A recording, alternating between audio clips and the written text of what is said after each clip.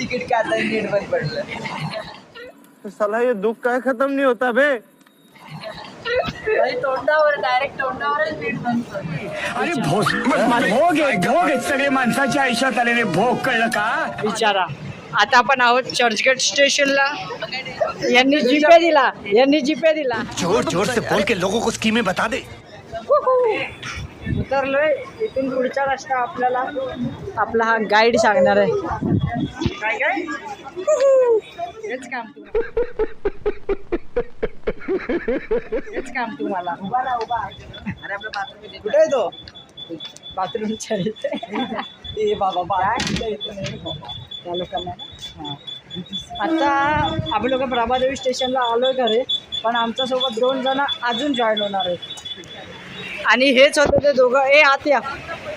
सावली ऊन येते. नमस्कार, कसा आहे?